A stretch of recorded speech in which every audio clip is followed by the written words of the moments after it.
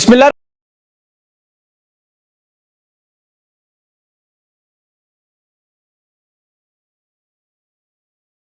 قبل از وقت election commission role بدلنے جرنیل مانگ کے آ رہے ہیں اس وقت. اور انعام مزاری کیس میں بھی جو ایرانی معاملہ جو جج نے افضل مجوکا نے لکھا اس پر بھی ایران کی حکومت کا بڑا سخت رد عمل. فوجی اڈے وادی تیرا کا معاملہ، اس کے علاوہ سہیل افریدی کے بعد اب مطیع الحق جان پر بھی منشیات کا کیس بنانے والا رانا ثناء اللہ، امریکی بحری بیڑا اور ایران کے معاملات میں. یہ خبریں اگر رہ گئی تو کوشش کروں گا وہ اگلے وی لاگ میں آپ کے ساتھ ڈسکس کروں، کیونکہ میں نے آپ کو بہت ساری چیزیں اس وی لاگ میں بتانی ہیں، سمجھانی ہے، اور میری خواہش ہے کہ آپ لوگ اسے غور سے سنیں اور سمجھیں، خاص طور پر جو مایوس ہیں، غصے میں، رنج میں، تکلیف میں ہیں، کیونکہ خان کی بیماری پر اس وقت یہی صورتحال ہے. پھر اڈیالہ جیل کے جو دھرنا ہوا تحریک انصاف کی قیادت کا معاملہ، یہ میں آپ کو ذرا سمجھاتا ہوں کہ آپ نے اپنا حوصلہ اور طاقت کیسے جمع کرنی ہے. یہ آپ اس وقت فیصلہ کن مرحلے کی طرف کیوں پہنچ رہے ہیں؟ آپ کمزور نہ ہوں، اللہ بہتری کرے گا. تحریک انصاف کی لیڈرشپ بھی اس کو اللہ کرے دیکھے، ان کو بھی اس میں حل نظر ضرور آئے گا. ان کی چالیں بھی میں آپ کو بتاتا ہوں کہ اصل میں واردات کر کیا رہے ہیں کہ عمران خان کو رہا کرنا. دیکھیں میں نے آپ کو بہت بڑی بات کی ہے، لیکن میں آپ کو تفصیل سے اس کی دلیل سمجھاتا ہوں. یہ خان کی جو بیماری کا معاملہ ہے، جو تحریک انصاف رات پر وہاں دھرنا دے کے بیٹھی تھی، بڑی تعداد میں لوگ تھے، لیکن اتنی نہیں جتنی ہم امید کر رہے تھے، کیونکہ ایک تو اچانک کال کی گئی، تمام پارلیمنٹیرینز بغیر عوام کو لائے خود پہنچ گئے. خیبر پختونخوا کے لوگ بھی اکیلے وہاں پہنچے ہوئے تھے. تحریک انصاف کے بہت سے رہنما پنجاب سے حسب معمول موجود نہیں تھے. دھرنے کا باقاعدہ انہوں نے جو آغاز تو کیا، اور یہ اعلان نظر آ رہا تھا کہ تحریک انصاف کے لوگ یہاں پوری رات اٹھیں گے نہیں. عمران خان کے ذاتی معالج ڈاکٹر خرم مرزا بھی تھے. عمران خان کی آنکھ کے حوالے سے انہوں نے مکمل تفصیلات بھی بتائیں کہ جو 3 انجیکشنز کا معاملہ ہے وہ درست ہے. پمس کے ڈاکٹرز نے علاج ٹھیک کیا ہوگا. یہ ایک مسلسل علاج ہے، یہ بھی انہوں نے بتایا 2-3 سال سے چل رہا ہے، اور یہ چونکہ ٹریٹمنٹ آپریشن تھیٹر میں ہو سکتا ہے، اسی لیے پمس میں لے جانا لازمی تھا. یہ تو عمران خان کے ذاتی معالج کہہ رہے تھے. اب ظاہر ہے وہ جب تک عمران خان خود نہیں دیکھیں گے وہ نہیں بتا سکتے سوجن کتنی آنکھ پر. انجیکشن دینے سے پہلے دستخط کا جو معاملہ تھا وہ بھی حکومتی دعویٰ کہ عمران خان نے خود دستخط کیے، اور یہ اس میں نکتہ تھا. ظاہر ہے عمران خان اپنی صحت کے متعلق خود تو فیصلہ نہیں کر سکتے. ہم سب لوگ بھی جب جائیں اسپتال میں یا ڈاکٹر کے پاس تو ہم یا ہمارے اہل خانہ فیصلہ نہیں کر سکتے. ڈاکٹر جو بھی ہدایت دے اس پر مریض عمل کر دیتا ہے. اب تحریک انصاف نے دھرنا دیا اور دھرنا ختم ہوا. اس میں اصل گیم کیا ہوئی؟ گیم تو نہیں، اصل معاملہ کہہ لیں آپ تاکہ لوگوں کو سمجھ آئے. دیکھیں ڈان کے اکرام جنیدی جس نے پمس اسپتال کی خبر دی، ان کا یہ دعویٰ تھا کہ عمران خان کو اسپتال لایا گیا تو وہاں کابینہ کے انتہائی اہم وزیر بھی موجود تھے جن کی عمران خان سے باقاعدہ بات چیت ہوئی. اب اس میں نے کافی ساری ظاہر ہے معلومات اکٹھی کرنی شروع کر دی. خبر کا سرا ملے تو پھر ڈور آپ کو پتہ ڈھونڈتے ہیں ہم. میں نے جو بہت سارے لوگوں سے گفتگو کی تو جو معلومات میرے سامنے آئی ہیں وہ یہی ہیں کہ طاقتور لوگ یہ بات پتھر پہ لکیر کہہ رہے ہیں کہ جب تک عمران خان رہا نہیں ہوں گے یہ ملک نہیں چل سکتا. یہ انڈرسٹوڈ بات ہے، یہ ہم سب جانتے بھی ہیں. اس کا ثبوت دیکھیں، نواز شریف جب جیل میں تھا تو ہم لوگ کہتے تھے یار جب تک یہ جیل سے نہیں نکلا ملک نہیں چل رہا. واقعی نہیں چل رہا تھا. اور عمران خان کو قید کر کے انہوں نے امریکہ اسرائیل کی تمام شرائط مانتے ہوئے بین الاقوامی سطح پہ جو ڈیل کی ہوئی ہے، جس میں انہیں بتایا گیا تھا کہ یہ ابھی بظاہر تو ہمارے سامنے کامیاب ہے، عمران خان جیل میں ہے، تحریک انصاف ٹوٹ پھوٹ کا شکار ہے، قیادت بکھری ہوئی ہے، پاکستان کی عوام خوفزدہ ہے، یہ اقتدار، یہاں تک یہ سب کچھ سچ ہے. لیکن یہ بھی سچ ہے اور سب سے بڑا سچ ہے کہ پاکستان ایک ملک کے طور پر نہیں چل رہا. میں اس کے آپ کو واضح ثبوت دے سکتا ہوں، 2 گھنٹے بول سکتا ہوں دلیل اور ثبوت کے ساتھ. لیکن اسٹیبلشمنٹ متفق ہو گئی ہے کہ جب تک عمران خان رہا نہیں ہوں گے یہ نظام نہیں چلے گا. اب یہ اس نظام کو چلانے کے لیے بضد ہے کہ ہر صورت ہم نے چلانا. اب یہ دونوں باتیں ممکن نہیں ہیں. تو یہ چاہتے ہیں عمران خان کی رہائی ہو اور کوئی دوسرا معاملہ پاکستان کی عوام کے لیے دلچسپی نہیں رکھتا. اب یہ عمران خان کی جو رہائی ہے وہ بھی ان شرائط پہ عمران خان بھی نہیں مانتے، ظاہر آپ کو پتہ ہے. اب ان کے پاس راستہ وہی ہے جو ماضی میں انہوں نے کیا نواز شریف کے ساتھ، زرداری کے ساتھ، بے نظیر بھٹو کے ساتھ، ان تمام رہنماؤں کے ساتھ. بیمار اسپتال منقل وہاں سے بیرون ملک. اس پہ عمران خان تیار نہیں ہے. اب یہ عمران خان کو حقیقی طور پر بیمار کرنا چاہتے ہیں. یہ بات ذرا غور سے سمجھے. دیکھیں نواز شریف کی بیماری ایک منصوبہ تھا، ایک پلان تھا. کتے کے خون سے پلیٹلیٹ سے لے کے نواز شریف کو ہارٹ اٹیک، زہر دینا، یہ تو خود مریم نواز مان چکی کہ ہم چاہتے تو یہ رپورٹس اور زیادہ سنگین اور خطرناک بنا سکتے تھے کاغذات میں، لیکن ہم نے نہیں بنایا کیونکہ مقصد نکالنا تھا اور نواز شریف اس پہ تیار تھا. عمران خان تیار نہیں ہے.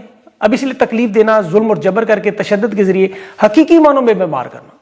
دیکھیں عمران خان کو یہ آپشن کہ جب وہ اتنے بیمار ہوں، خدا نہ خواستہ کہ انہیں اسپتال ابھی لے کے جانا پڑا، تو یہ آپشن ہے کہ عمران خان کو زبردستی جیل سے ایسے ہی نکالا جائے. اس کے علاوہ ان کے پاس اور کوئی راستہ نہیں ہے. آپ خود سوچ لیں، عمران خان کی بات نہیں مان رہے تو یہ پھر بیمار کر کے عمران خان کو اور یہاں پیچھے تحریک انصاف کو پارلیمانی نظام میں شامل کرنا چاہتے ہیں. کیونکہ جو شرائط انہوں نے ابھی تازہ ترین عمران خان کو دی, جو محمد مالک نے بھی منصوبہ بتایا, بڑی ڈیل پیکج, میں نے اس پہ بڑی ریسرچ کی اور اس پہ نون لیگ کو بڑی سخت تکلیف ہے, وہ اس خبر کو اسی لیے نہیں مان رہے.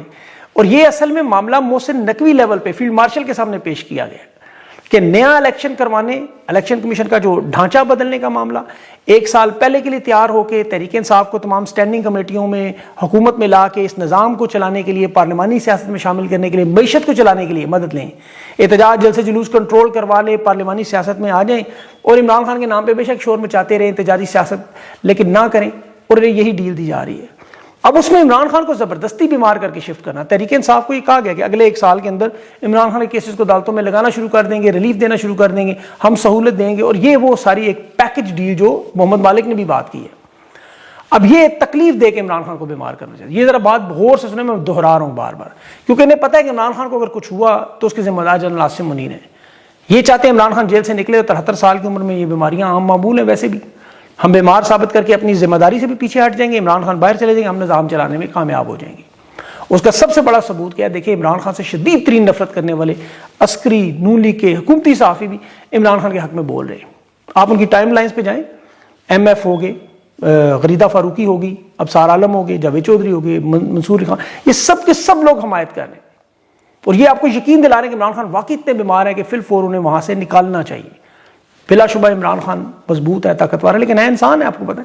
اب یہ وہی لوگ ہیں جو نواز شریف کے پلیٹلیٹس پر آپ کو یاد دن رات وارداتیں کرتے, اور یہ زیادہ پرانا معاملہ نہیں ہے. انہی لوگوں نے وہ فضا بنائی تھی, ماحول بنایا تھا نواز شریف کے لیے, جس میں جنرل باجوہ نے سب لوگوں کو تیار کیا تھا کہ ہم نے نواز شریف کو جیل سے کیسے نکالنا ہے. 50 روپے کے سٹامپ پر نواز شریف ملک سے آپ کے سامنے 2 سیڑھیاں چڑھتا ہوا بھاگتا ہوا نظر آیا. تو یہ دوسرا ان کو بیانیہ بھی توڑنا ہے کہ نواز شریف زرداری اسپتالوں میں گئے, عمران خان بھی اسپتال گئے ہیں. تو یہ وہ بیانیہ بنا کے عمران خان کو پے رول پر, طبی بنیادوں پر رہا کر کے, ضمانت کروا کے شفٹ کرنا, اور پھر مناسب وقت لے کے الیکشن.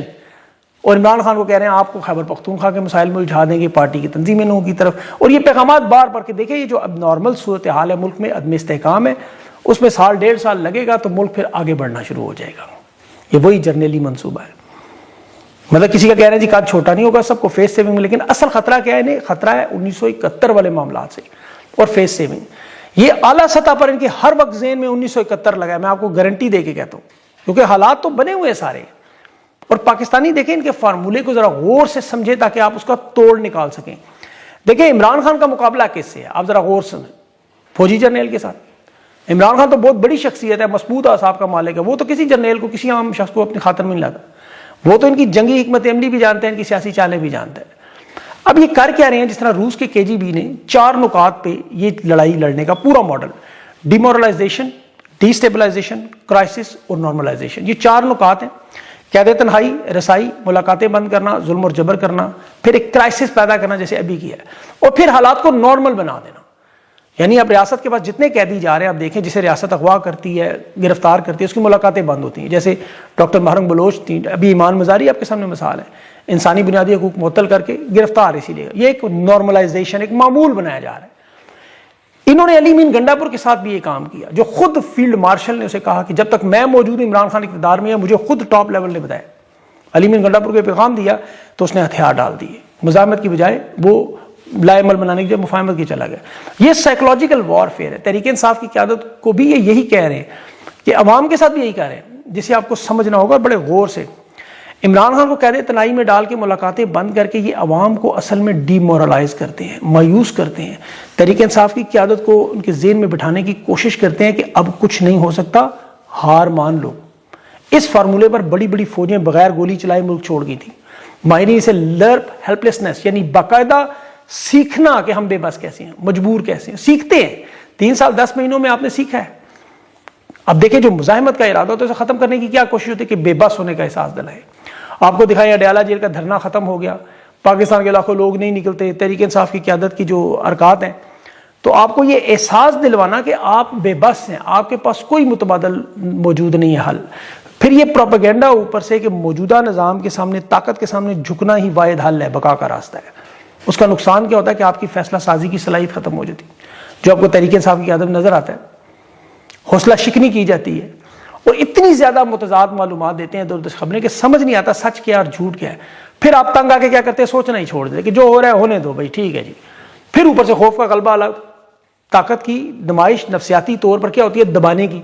یہ میں آپ کو باتیں اس لیے سمجھا رہا ہوں کہ آپ کو یہ سمجھ آئے. آپ کی میں حالت دیکھ رہا ہوں اس وقت، میں اسپیسز میں گیا ہوں، بہت سارے لوگوں کو دیکھا ہے. اس کا حل بنگلہ دیش نے آپ کے سامنے رکھا، اور اللہ کرے قیادت کو بھی یہ نظر آئے. اس کا حل بڑا آسان ہے. ابھی سہیل افریدی نے دیکھے سنگین خطرناک آپشن کی بات کی ہے، آخری حل جو کہتے ہیں. پہلے تو وہ سپریم کورٹ بھی جا چکے ہیں، اڈیالہ جیل کے باہر بھی جا چکے ہیں، اور اس کا دیکھیں یہ جو کچھ ہو رہا ہے اس کا شکار ہے. ویسے تو حل ان کے پاس موجود ہے کہ یہ پورے پاکستان میں ملک کی کال دیں، ہر چوک کو چوک کریں، تعداد کی بجائے ہنگامی بنیادوں پر 150 شاہراہوں کو بھی پرامن انداز میں منصوبہ بنائے. جیسے بنگلہ دیش میں چند ہزار لوگ یہ کرتے رہے گوریلا انداز میں، ایک سڑک بند کرتے تھے، پولیس آتی تھی، وہ دوسری سڑک پہ چلے جاتے تھے، دوسری سے تیسری، تو وہ پورے ملک میں سلسلہ جڑتا رہا، ایک اسٹریٹجی کے طور پر چلتے رہے، آنکھ مچولی چلتی رہی، پولیس تھک جاتی جلدی، بنگلہ دیش کی عوام بھی ان کے ساتھ جڑتی رہی، کیونکہ عوام کے مسائل ایسے ہیں، مثلا کسانوں کے مسائل ہیں، تاجروں کے مسائل ہیں، طلباء کے مسائل ہیں، ہر طرف مسائل ہی مسائل ہیں. تو آپ کے لیے تو مشکل نہیں ہے. پھر سوشل میڈیا کی سب سے بڑی طاقت بھی آپ کے پاس موجود ہے. جو تحریک انصاف کی سب سے بڑی طاقت ہے، پاکستان کی عوام ان کے ساتھ ہے. یہاں رہنما اپنی انفرادی حاضریاں اسی لیے لگوانے جاتے ہیں سوشل میڈیا کے سامنے کہ اڈیالہ جیل کے باہر ہم موجود ہیں. یہ لاکھوں لوگوں کو اکٹھا کرنے کی حکمت عملی اسی لیے نہیں بناتے کہ اب ان کو اپنی خطرہ ہوتا ہے سوشل میڈیا سے، اور کوئی مسئلہ نہیں ہوتا. لیکن یہاں رات کو بھی نہیں کہا گیا کہ آپ کی ملاقات نہیں ہوگی، آپ چلے جائیں، اور یہ باقاعدہ فیلڈ مارشل کا پیغام تھا، پھر ہی چلے گئے. اس وقت دیکھیں ہاتھی طاقت کے نشے میں مست ہے، بدمست ہے. جنگل میں آپ دیکھیں نا، جب بدمستی کرتا ہے ہاتھی تو کیا ہوتا ہے، درخت کو توڑتا ہے، پتے کو چلتا ہے، گھاس کو چلتا ہے، خشک جڑی بوٹیاں، حشرات الارض کو، اس وقت تک جب تک ایک چونٹی اس کی ناک میں نہیں گھستی. اور یہ صرف مثال نہیں ہے، مصر کا میں آپ کو بتاؤں طاقتور صدر تھا انور سادات، بڑا بدمست ہاتھی تھا، اور اتنا طاقتور تھا کہ 1973 میں جنگ میں مصر نے اسرائیل کے خلاف وہ جنگ جیت لی تھی. اسرائیل کو مصر نے 1973 میں جنگ میں شکست دی. یہ پاکستان انڈیا والی جنگ نہیں، اصلی جنگ. پاکستان مصر اور اسرائیل کی جنگ میں سے کراسنگ کا سب سے بڑا خطاب بھی ملا تھا. اس وقت طاقت کے نشے میں تھا. اس نے کہا میں اب سیاہ سفید کا مالک بن چکا ہوں. پھر وہ کیمپ ڈیوڈ میں اسرائیل کا معاہدہ کر کے تسلیم کرنے چلا گیا. اب یہ حالات آج کے دور میں آپ اپنے ذہن میں رکھتے ہیں جو میں کہہ رہا ہوں. کیمپ ڈیوڈ کو آج وائٹ ہاؤس کہہ لیں، بورڈ آف پیس کہہ لیں، معاہدہ کرنے. اس معاہدے کے کچھ عرصے بعد ہی 6 اکتوبر 1981 کو یوم کپور قاہرہ میں فوجی پریڈ میں جنگ کی سالگرہ پر اسے چونٹیاں مل گئیں. خالد اسلام بولی نامی اور اس کے 3 ساتھی، پھر جو انور سادات کے سامنے آپ کو پتہ ہے. تو طاقت کے نشے میں جو بدمست ہاتھی ہیں انہیں چونٹیاں ملتی ہیں. اب چونٹیاں موجود بھی ہیں، اب وہ چونٹیاں نکلتی کہاں میں یہ اللہ جانتا ہے. لیکن اس وقت پاکستانیوں کے سامنے دیکھیں خان کی قید، اس میں اب سب کو پتہ ہے، پورے پاکستان، پوری دنیا کو، ایک غزہ کا مسئلہ تھا، اسرائیل کو تسلیم کروانا تھا، معیشت کو اس حد تک تباہ برباد کرنا تھا ان کے پاس جانا پڑے. خان کو سائڈ پہ کرنا تھا، تحریک انصاف کو سائڈ پہ کرنا تھا، اور یہ پلان 2015 سے بنا ہوا تھا، اسے ایگزیکیوٹ کرنا تھا. گریٹر اسرائیل کی بالادستی میں یہ سب کچھ معاملہ تھا. دیکھیں کے سامنے جو بھی آتا ہے اس کو نیست و نابود کرنا تھا اپنے ایجنڈے پہ چلانے. اور یہ آج کا نہیں ہے، تو اقتدار کا بڑے عرصے سے کھیل چل رہا ہے کہ جو رکاوٹ سامنے آئے ہٹا دیں. عمران خان کی حکومت اگر جنرل باجوہ نہ گراتا، عمران خان وزیر اعظم ہوتے، تو آپ یقین کریں یہ عمران خان کو دوبارہ قاتلانہ حملہ کر کے راستے سے ہٹا دیتے. میں آپ کو گارنٹی دیتا ہوں. انٹرنیشنل سازشوں کے ایک شکار 40 کیسز موجود ہیں انٹرنیشنل دنیا میں، 40 جو پاورفل رجیم کے سامنے کھڑے ہوئے یا تو انہوں نے قتل کر دیے یا جیلوں میں بھیج دیے یا ملک بدر کر دیے. کانگو کا پٹرس لوممبا بہت بڑی مثال ہے، چلی کا سلواڈور الندے دیکھیں، برکینا فاسو میں تھامسن سنکارا دیکھیں، قذافی، دوسرا اس کے مرسی، محمد مرسی مصر کا، ذوالفقار علی بھٹو، صدام حسین، یہ سارے ایک بہت بڑی لسٹ ہے، شاہ فیصل بھی. تو یہ ابھی وینزویلا کے صدر سے آپ نے جو دیکھا آپ کے سامنے ہوا. ان ممالک میں رجیم چینج فوج کے ذریعے، CIA کی سازشوں کے ذریعے یا براہ راست جنگ. ایران آپ کے سامنے ایک تازہ ترین مثال ہے، 45 سال کی پابندیاں لگائیں، وہاں اسرائیل کی 13 دن کی جنگ ہوئی، اس کے بعد مظاہرین کے ذریعے رجیم چینج آپریشن کیا، اور اب براہ راست امریکہ اس پہ حملے کے لیے بھی تیار ہے. تو یہ اس منصوبے کو عملی جامہ بنانے کے لیے جو راستے میں آئے اسے راستے سے ہٹانا ہے. یہ طریقہ واردات ہے. وہاں کے جرنیلوں کو ملا لینا، خفیہ ایجنسوں کے آپریشن کروانا، تو یہ سب کچھ آپ نے پاکستان میں بھی اسی طرح ہوتے دیکھا ہے. یہاں ان کے ذرا اعلی کار موجود ہے، باجوہ اور یہ فیلڈ مارشل، سارے لوگ، نون لیگ پیپلز پارٹی. یہ جو قیادت آپ کو نظر آ رہی ہے ساری، یہ پہلے ماضی میں اسی طرح ایوب خان نے، یحییٰ خان نے، مشرف نے، ضیاء الحق نے انہی انٹرنیشنل سازشوں کے تحت پاکستان کے جمہوری رہنماؤں کو راستے سے ہٹایا، ان سازشوں میں ڈالا. یہ پاکستان کی عوام اپنی آنکھوں سے دیکھ چکی ہے. میں اسی لیے بار بار یہ ویلاگ آپ کے سامنے اس طرح کی باتیں رکھتا ہوں تاکہ آپ کو اس چیز کی سمجھ آئے. اب ہمارے سامنے ایران کی بہت بڑی مثال ہے، جہاں مذہب، زبان، فرقے اور پارٹیوں سے ہٹ کر لوگ اکٹھے ہوئے ہیں، تو وہاں پر نظام نہیں گرایا جا سکتا. پرامن مزاحمت سے یہ بیرونی مداخلت کو روک لیتے ہیں، اندرونی سطح پر کی قیادت متحد ہوتی ہے. پھر آپ دیکھیں وینزویلا میں بھی جو ہوا، ترکی میں، کیوبا میں، یہ ساری مثالیں ہیں کہ جہاں جہاں عوام متحد رہی، فوج اور ریاست نے جب تک غداری نہیں کی، رجیم چینج نہیں ہوا، عوامی رہنما ختم نہیں ہوئے، سازشیں کامیاب نہیں ہوئی، تو آپ کو صرف یہ کرنا ہے مایوسی سے دور رہنا ہے اور اللہ پہ بھروسہ کرتے ہوئے مزاحمت کرنا ہے۔ اس کے لیے آپ بار بار دیکھا کریں فلسطین کو، ایران کو، یہ CIA موساد کی آخری رپورٹس دیکھیں تہران کے بارے میں کیا ہے کہ یہاں تو دور دور تک رضا شاہ پہلوی کے آنے کے کوئی چانس نہیں ہے، کیونکہ وہاں عوام اپنے رہنماؤں کے ساتھ کھڑی ہے اور ڈٹ کے کھڑی ہے۔ اور یہ سارے کے سارے تو ظاہر نہیں ہے، 60% کہہ لیں آپ کھڑی، یہاں تو 90% پاکستانی ہیں۔